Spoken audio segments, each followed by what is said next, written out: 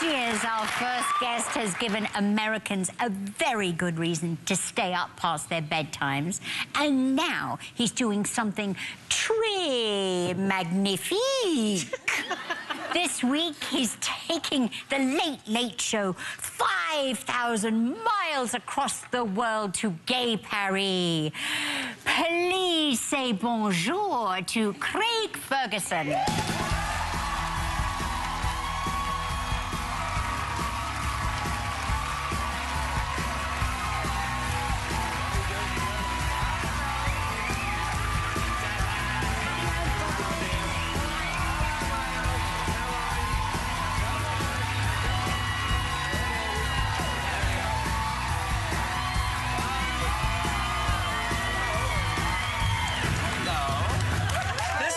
Nice. I forgot this is the nicest smelling show in television. Yeah. It smells so nice here right now. This is like, it's like a dream I had.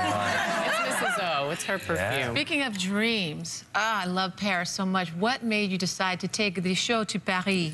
Well, it was either that or Reno, and much as I love Reno...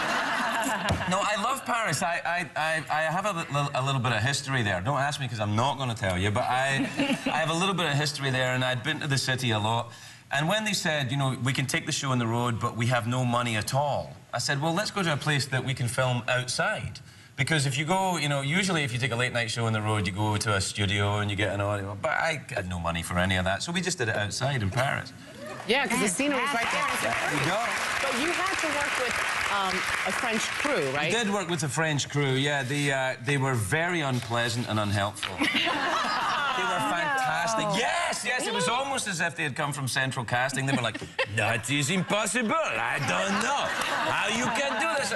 I'm just going to talk to the robot right here by the Eiffel Tower. They're like, no, this is not possible. To have a robot? No.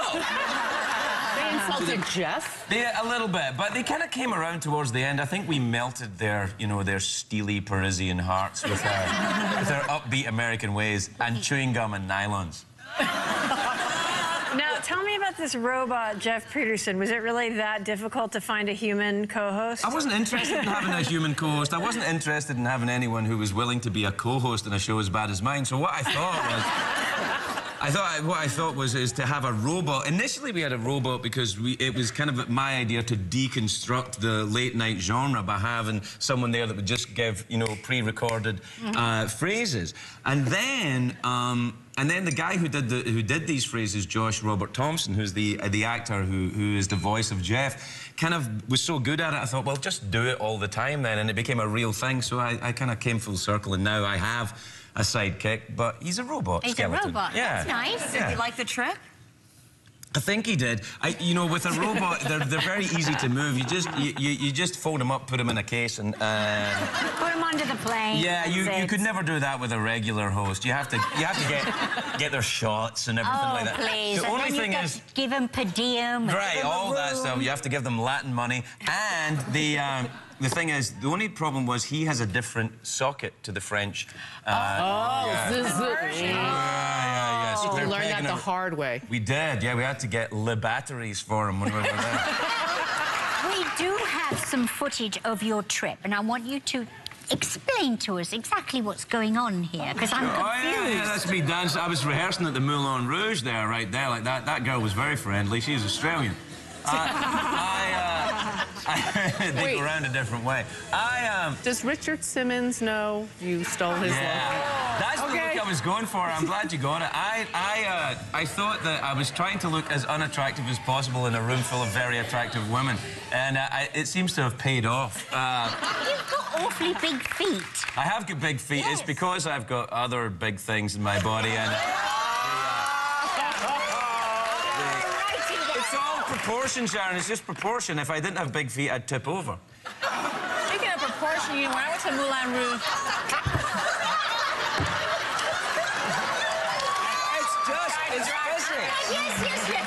It's physics.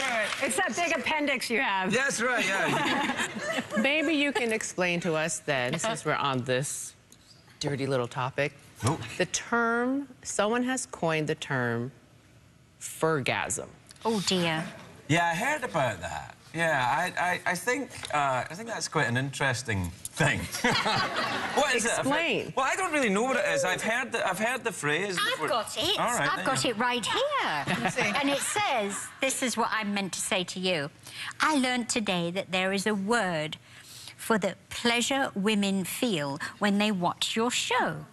Let me read something from the Urban Dictionary. It's called a fergasm. All right. Right, this is what it says. You read that, Paul. Okay, the fergasm is a feeling of euphoric happiness or sexual pleasure that occurs when a Craig Ferguson fan sees him do or hears him say something very sexy. This feeling is most often felt by cougars and teenage girls. There's your audience. It's like, I can see one very unhappy dude sitting up there. You're like, I hate this guy. Okay. Then there's a guy in France named Arthur who has essentially ripped you off, right? Oh, well, he doesn't have fergasm. It's an homage. I think it's fine. What's the story there? Well, he saw my show and he liked it, so he did it in French. And I think that's okay. I'm kind of fine with that. I don't understand what you're saying. Did what?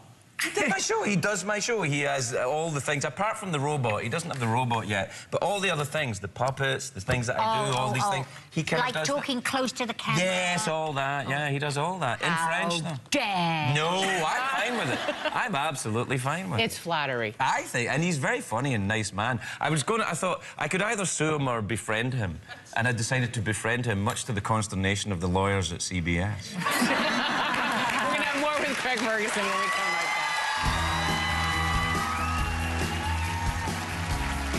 This week, The Late Late Show takes over Paris. Bienvenue à Paris. Tonight, Craig and Kristen Bell see the sights. Want to spit? Tonight. We are back with Craig Ferguson. All right, Craig, you've been hosting The Late Late Show since 2005. Oh, really that long? Can you believe? That's terrible. No, it's great. No, I should be moving up.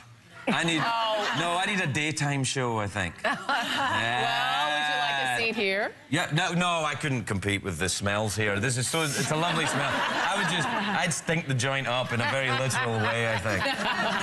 Well, can you give us any advice, being that you've been doing season after season, because in a few weeks, we're about to start our second season. Congratulations, that's right. Thank you. So, and you've gone through some changes. You have a co-host now. Well, Jeff is your co-host. Yeah, I kind of, you know, that'll go along as long as I don't get bored. I really keep trying to do the show which is entertaining to me, and sometimes people get annoyed when they say, oh, I liked it when you had that, and then you stop doing that, and I was like, well, I got bored doing it. And, you know, if I'm not enjoying the show, I couldn't do it. So I have to find ways to entertain myself. My suggestion to you is, if you do a show every day, is you better find a way to have fun with it, because if you don't, it's a prison sentence. Amen. Yeah? Yep.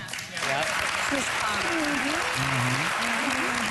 addition to your show, you also have done a few voiceovers, and you're in the Winnie the Pooh movie, right? I did, yeah. Do you like doing that? I do like doing that, because you don't have to shave before you go to work. It's like... Oh, you can go in your pajamas. Yeah, you can do anything. Fabulous. You can just turn out. You can take your pants off and do it. If you... I'm the only one that does that, but I do it. No, geez, I had a fergasm right there. That's what they sound like, apparently. Now, since your last appearance here, you had a son, Liam, did, right? yeah. What's it like to have a baby in the house? again? Yeah. Well, they're exactly the same as they're still unreasonable. They're still crying all the time. They still poo themselves. It's a lot of work, but it's great. I'm having a great time with it. No, it actually is. It's fine. He's like reverse baby though, Liam.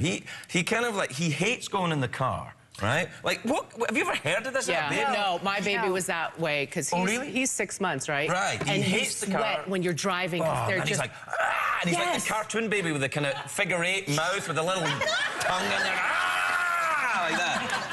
But he sleeps through the night. He goes to bed at 9 o'clock, gets up at 7 o'clock. He's like, yeah, where's breakfast? But the car is when he goes crazy. Yeah, I have no solution for you on that. Well, it's bad But in LA. In LA, you're going to be in the car. Yeah. You know, I'm like, no, this doesn't work here, pal. We've got to find a different way. Because he just stays home.